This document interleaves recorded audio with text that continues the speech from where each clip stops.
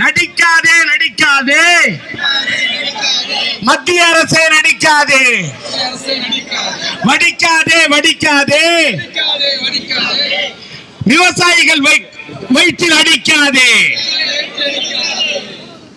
சிறுவாணி தண்ணியை தடுக்காதே,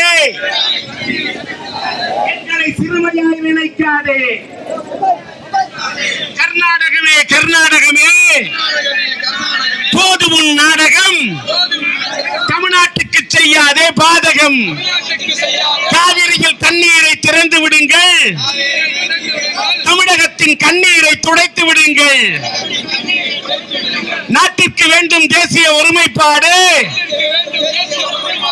அதற்கு ஏற்படலாமா தட்டுப்பாடு? மத்திய அரசை காட்டாதே மெத்தரம்,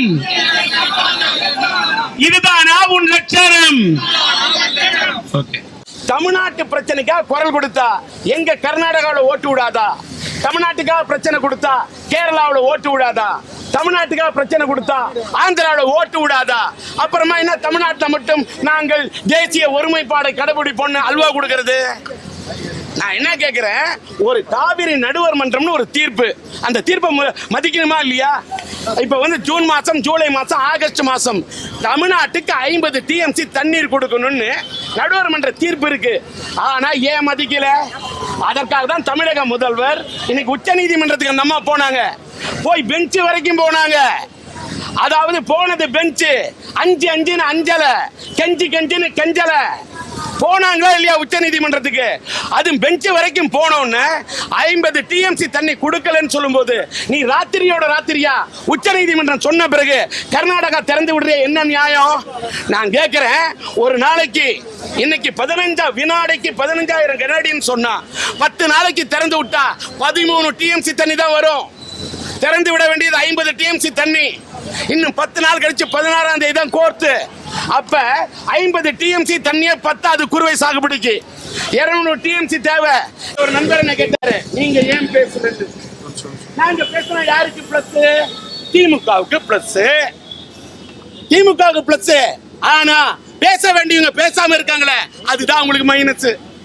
சட்டமன்றத்துக்குள்ள எத்தனை தடவை போவாங்க, வெளியில வருவாங்க, உள்ள போவாங்க, வெளியில வருவாங்க, உள்ளே வெளியே, உள்ளே வெளியே. இப்படி இந்த டைட்டில் ஒரு படமே எடுக்கலாம். எத்தனை தடவை நீங்க சட்டமன்றத்துக்கு உள்ளேயும் வெளியும் போயிட்டு வந்துட்டு இருப்பீங்க. இதுக்கு தானே மக்கள் உங்களுக்கு போட்டாங்க ஓட்டு. ஒன்னே ஒண்ணு, டி ராஜேந்தரை பொறுத்த வரைக்கும் ரசிகர் மன்றத்தில் பேசினாலும் சரி, இலக்கிய மன்றத்தில் பேசினாலும் சரி, பட்டிமன்றத்தில் பேசினாலும் சரி, சட்டமன்றத்தில் பேசினாலும் சரி, மக்கள் மன்றத்தில் பேசினாலும் சரி, கலக்குவேன். சொல்ல வேண்டிய விஷயத்தை எடுத்து சொல்லி விளக்குவேன். ஆனா சில பேரு சட்டமன்றத்திலையும் பேச முடியல, மக்கள் மன்றத்திலையும் பேச முடியல. இதுதான் முடிவுன்னா களத்துல இறங்குவோம். நாங்க எங்களுக்காக கேட்போம் ஓட்டு. வாய்ப்பு இல்லையா, யாருக்கு வைக்கணுமோ வைப்போம் வேட்டு.